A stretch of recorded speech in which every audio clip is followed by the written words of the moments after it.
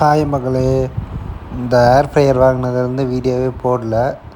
அதான் உங்களுக்கு ஒரு டீட்டெயில் வீடியோ மாதிரி, ஒரு ஷார்ட் வீடியோ மாதிரி போட்டுடலான்னு. இந்த ஏர் ஃப்ரையரில் இப்போ நான் கடலப்பருப்பு தான் போட்டிருக்கேன்.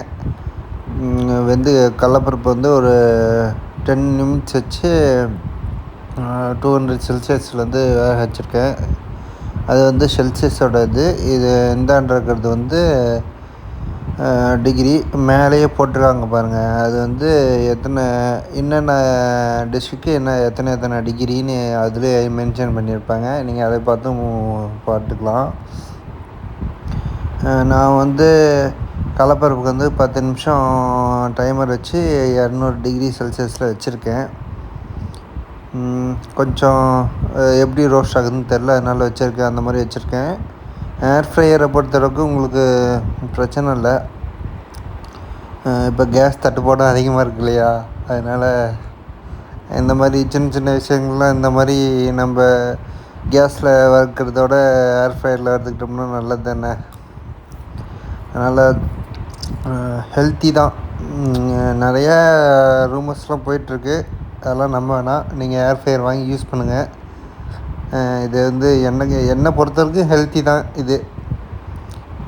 இதுதான் டைம் அடிச்சிச்சு. அதுவே அந்தாண்ட இருக்கிறது வந்து செல்சியஸு. இது வந்து ஆட்டோமேட்டிக் தான், செமி ஆட்டோமேட்டிக் அது மாதிரி. இப்போ வந்து நான் 10 நிமிஷம் வச்சுட்டு வந்து உக்காந்துக்கிட்டேன், அதுவே ஆட்டோமேட்டிக்காக ஆஃப் ஆயிரும். ஒரு ஈவினிங் டைமில் ஆஃப் ஆயிரும். ஈவினிங் டைமில் ஒரு ஸ்நாக்ஸ் மாதிரி. இது வந்து ஒட்டுக்காக சாப்பிட்றதில்ல, கொஞ்சம் குவான்டிட்டி அதிகமாக தான் போட்டிருக்கேன். இது வந்து கடலப்பொரிக்காக, எங்கள் வீட்டில் எப்பயுமே கடலப்பொரி இருக்கும், அதுக்காக போட்டிருக்கிறது. அதுக்காக கொஞ்சம் இதையும் சேர்த்துக்கிட்டால் நல்லாயிருக்குமேனு. பாருங்கள், 10 நிமிஷம் ஆகி அதுவே ஆட்டோமேட்டிக்காக ஆஃப் ஆகிடுச்சு. சொன்ன இல்லையா, கடலப்பொரி இது மட்டும் தான் எங்கள் ஸ்நாக்ஸில் இருக்கும். அது வந்து பச்சைக்கடலை, எப்பயுமே கடலப்பருப்பு இருக்கும். கடலப்பருப்பு இருக்கும். இது வந்து பச்சைப்பயிறு. இன்றைக்கி ஈவினிங் ஸ்நாக்ஸு இதுதான், பச்சைப்பயிறு தான். நிறைய டயட் இருக்கேன்.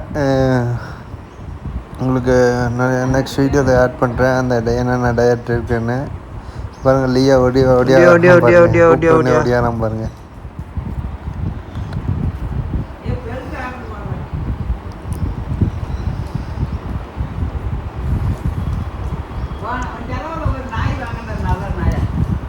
ஈவினிங் ஸ்நாக்ஸுக்கு இந்த மாதிரி போட்டு வச்சு பச்சைப்பயிறு, வேர்க்கடலை கூட வேவிச்சு சாப்பிட்லாம்.